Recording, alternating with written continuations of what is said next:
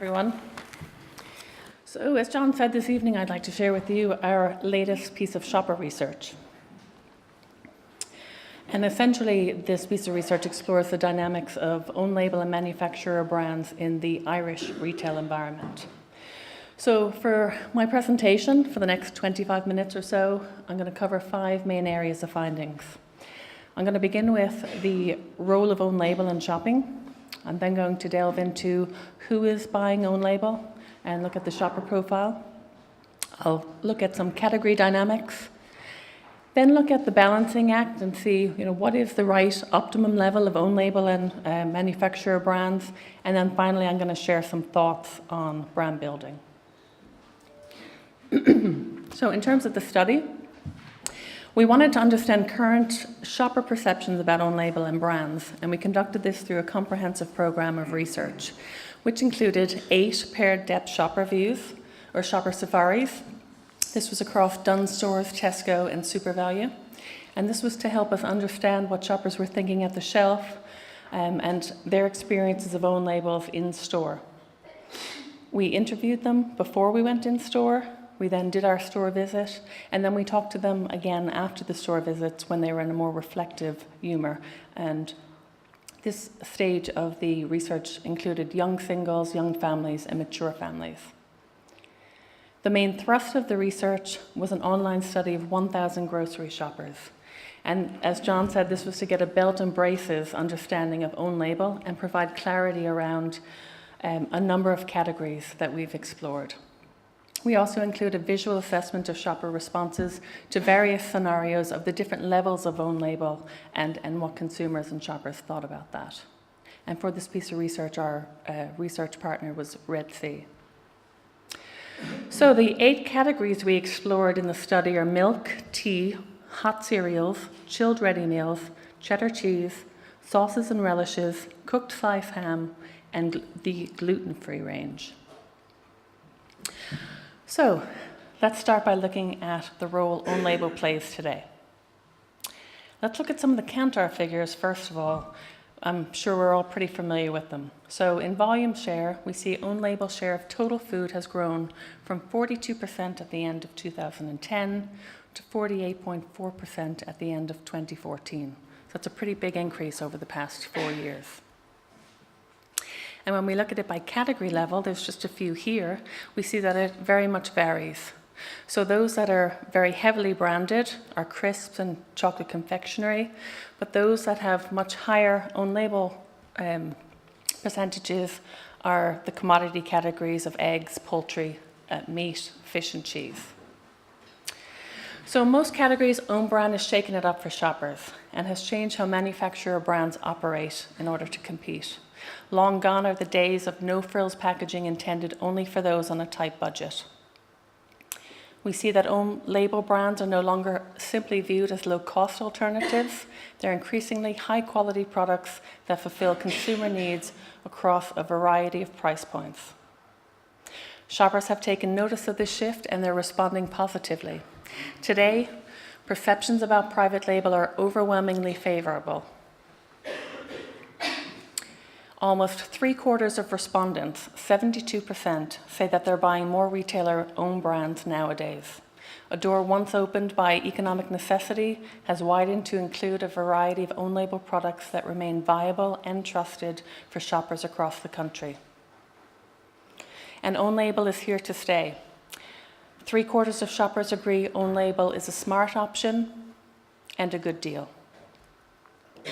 And word of mouth is fueling growth. 49% of shoppers across all categories agree that it's just the same thing with a different label. And in some instances, own label can command loyalty. The figures from this study and also from our brand health check study show that when own brand experiences are positive, it can result in a loyalty that exceeds that of traditional brands. The shopper argument is quite simple. If you try it and it's just as good, but it costs a lot less, why would you pay extra for a big brand? And as a consequence, we know brands are under pressure. 53% agree with the statement, "I don't care about brands really." More importantly, the age profile of those agreeing to this statement is quite concerning, with younger shoppers having less brand allegiance. If the marketing adage of "get them young and they'll stay with you" is true, brands are in trouble. 2/3 of 18 to 24-year-olds agree they don't care about brands, while this more than halves for the 65-year-olds and older. So younger shoppers have less brand allegiance, and own brand will continue to grow if brands do not fight back. We know the solution is to create strong brands to take the own label alternatives and win via product advantage and emotional connections. And I'm going to explore this a bit later in my presentation. So let's now look a bit closer behind the shopper profile. For 8 in 10 shoppers own label features in their basket. Our study segmented shoppers into 3 groups. Ownies, those that will always choose own label when possible. Pragmatists, shoppers who have a balanced basket featuring a mix of own brand and manufacturer brands. And Brandies, shoppers that are strongly orientated towards brands. The majority of shoppers are pragmatists, representing 44% of shoppers, but Ownies at 34% outnumber Brandies, who account for 23% of shoppers.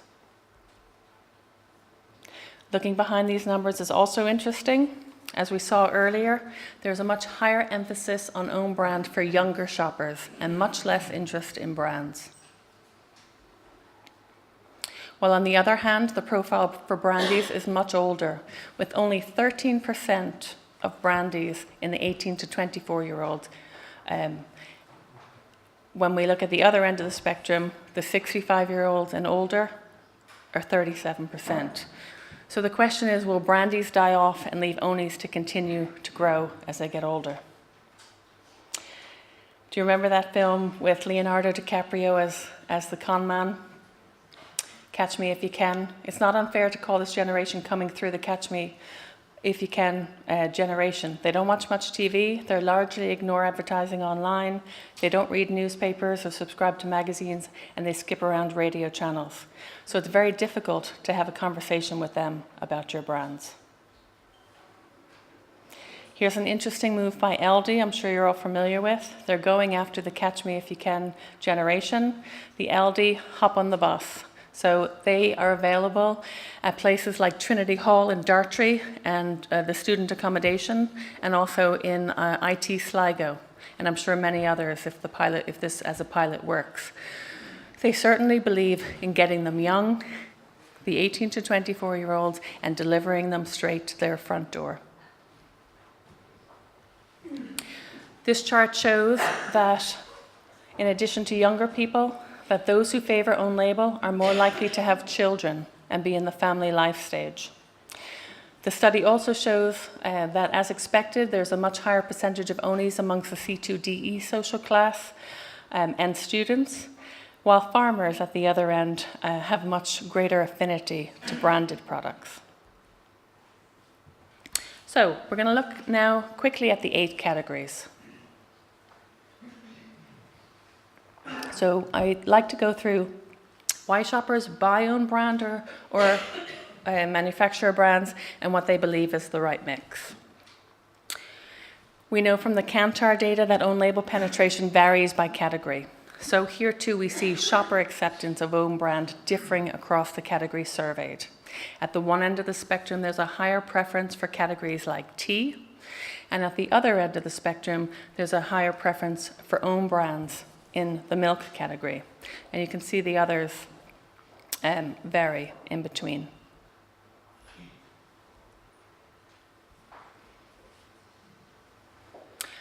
Among those that regularly purchase these categories, the majority believe that the balance of own label and branded is just about right.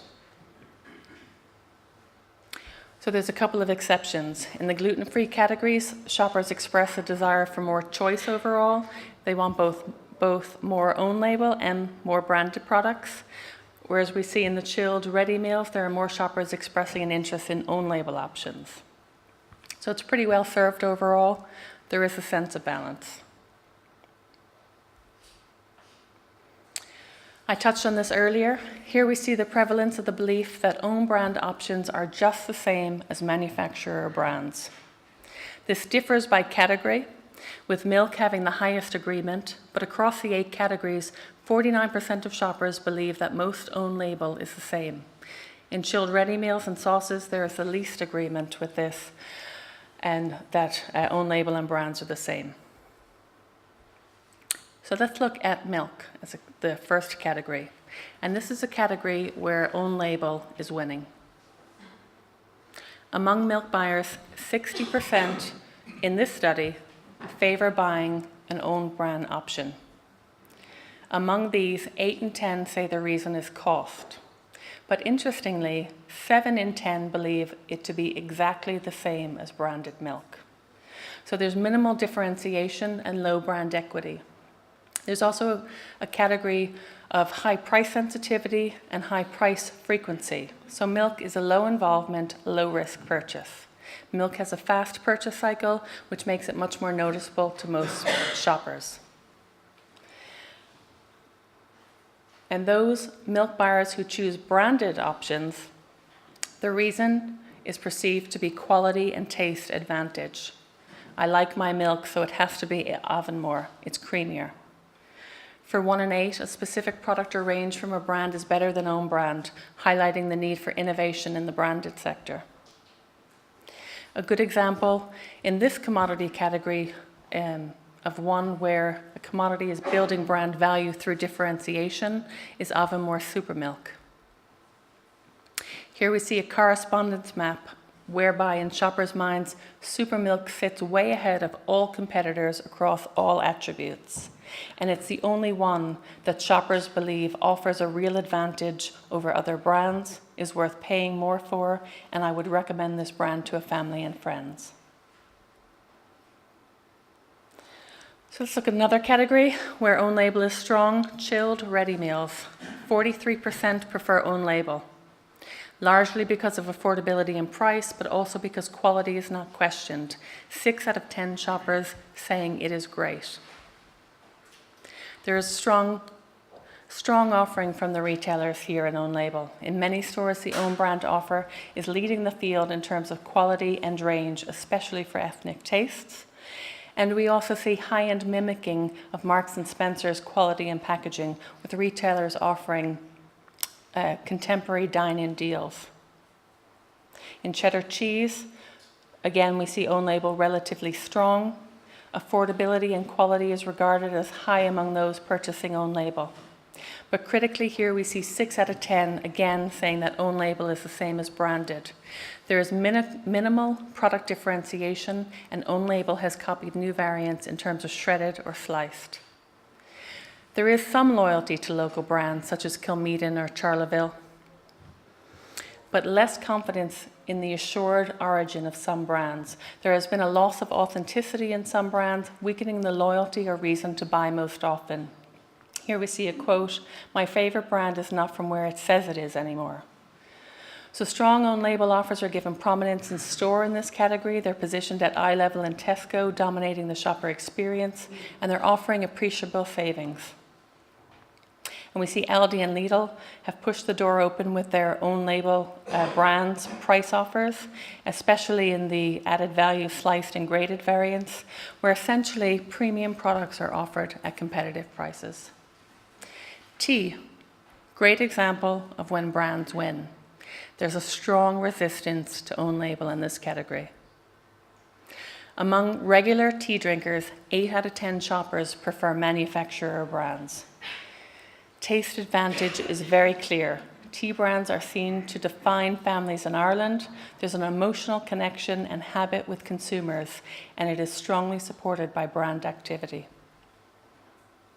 What makes it so difficult for own label to break into shopper repertoires in this category? For those who buy own label, it's mostly around price. There is high product differentiation in terms of taste.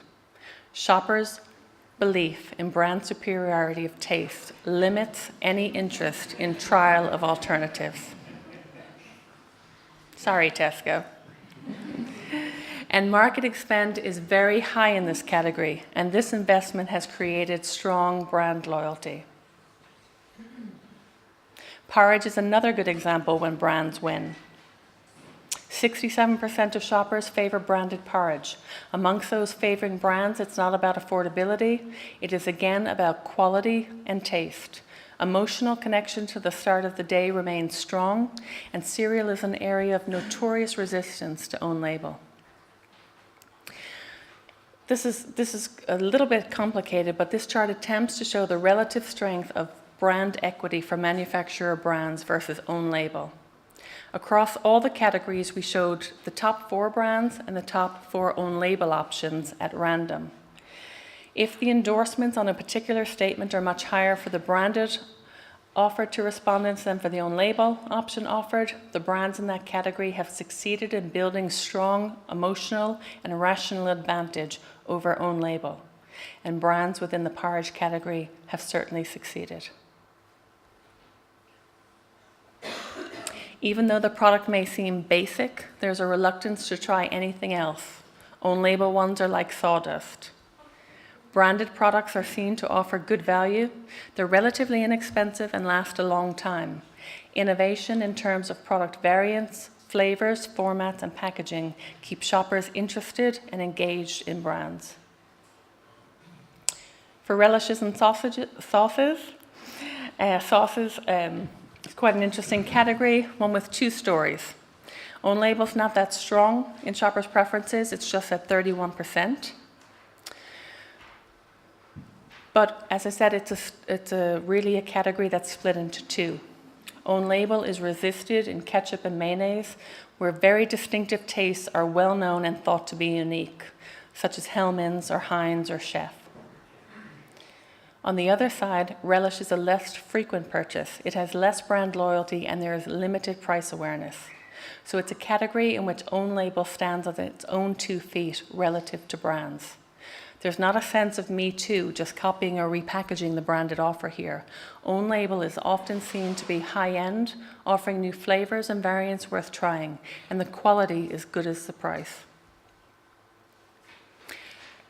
Here we see SuperValue has gone as far as having their own label endorsed and made by a manufacturer or brand.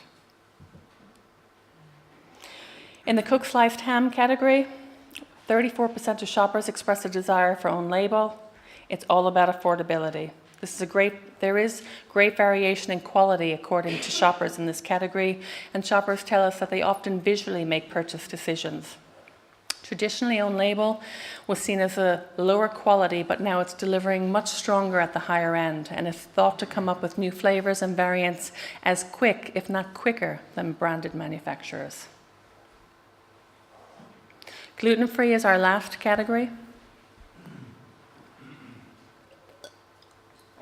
6 in 10 shoppers favor manufacturer brands. But own label, interesting in this category, is very welcomed. It's seen to offer extra value in a category associated with expense. Own label is given credit, actually, for growing this category, normalizing the range. Branded offer, in shoppers' eyes, is fragmented. Brands tend to specialize in one area or offer a very small range. Packaging and product language is sometimes challenging in this category. It's considered to be not very accessible or helpful. So brands that cut through this and help shoppers are favored. And Kelkin was very much told across the accompanied shops to be the strongest single brand in the category, seen as authentic, trusted, quality Irish, and unequivocal in all aspects of health. So now I'd like to quickly look at the findings in terms of the equilibrium and the balancing act. So for retailers and shoppers, it's about getting the right mix. Here we see for most regular shoppers, the balance is right. By and large, shoppers are happy with what they're finding on shelf. There is some appetite for own label in the convenience channel, though. But overall, it's just about right. 6 out of 10 agreeing that, on average, stores have just the right amount of own brand options.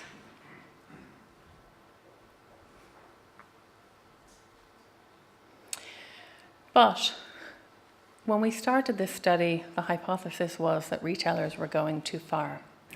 And maybe the figures are beginning to see that the balance is being tipped.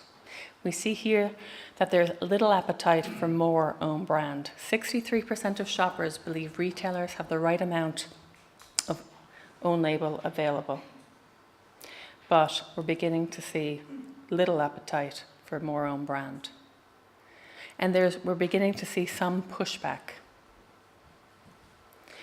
4 in 10 shoppers actually agree that stores are pushing own brands too much. Most importantly, 3 out of 4 shoppers agree, I would hate to see brands disappearing due to own brands.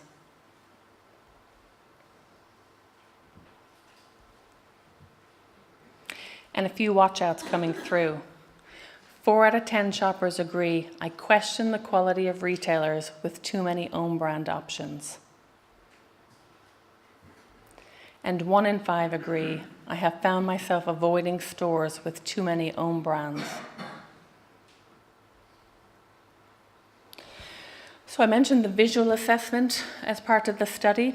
So here we asked shoppers to evaluate various scenarios of own label share of shelf in store, like the example seen here.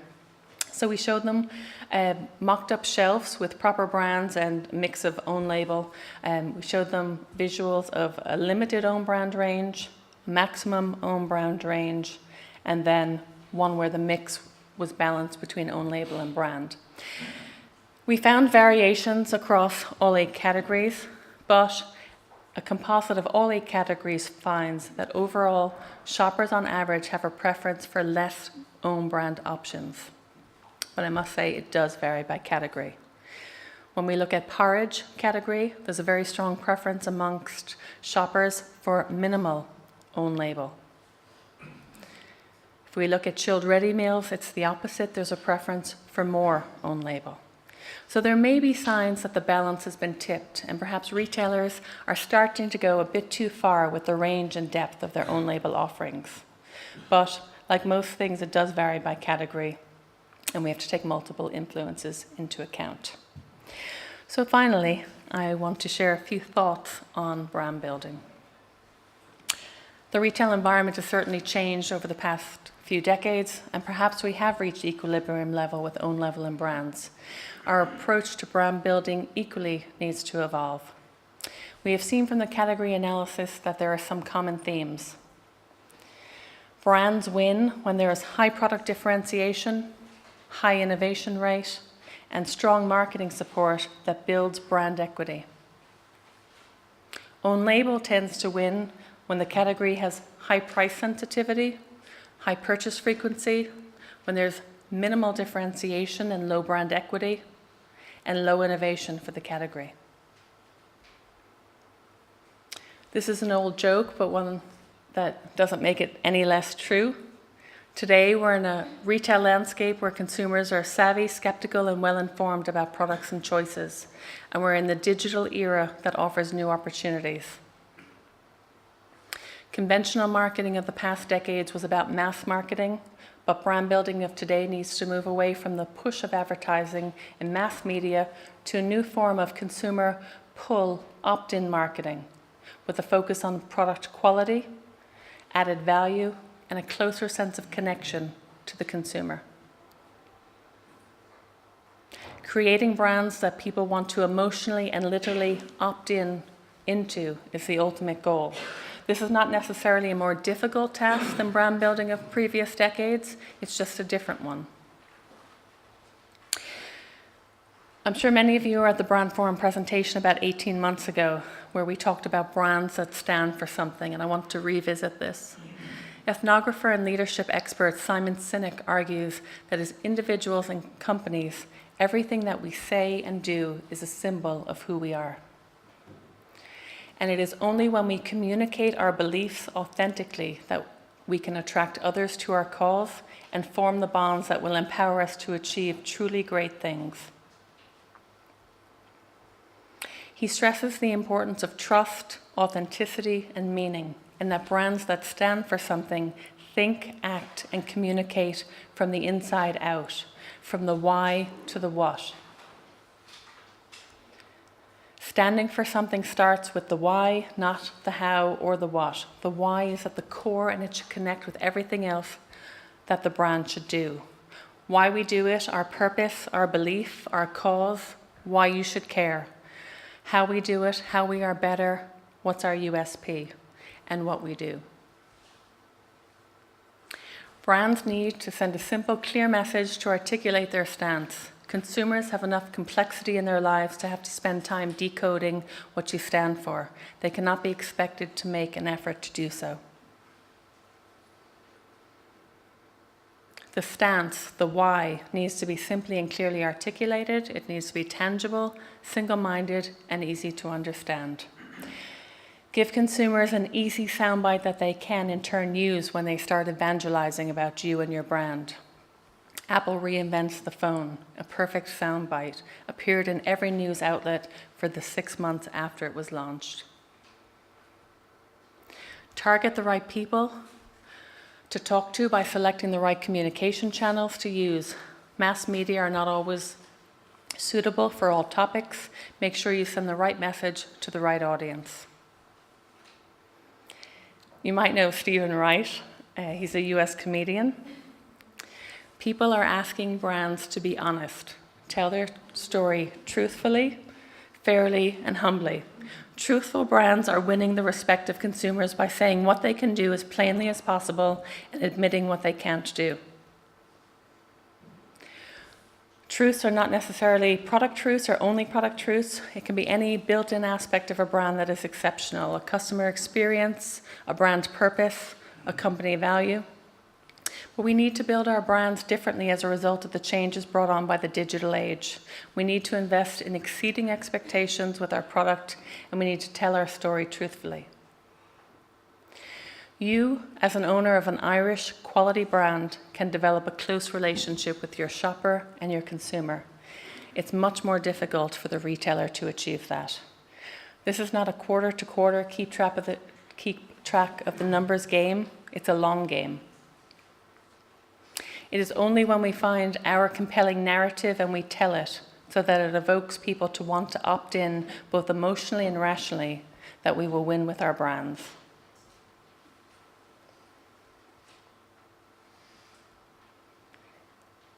Let's go out and get those 18 to 35-year-olds and keep our brands alive. Thank you.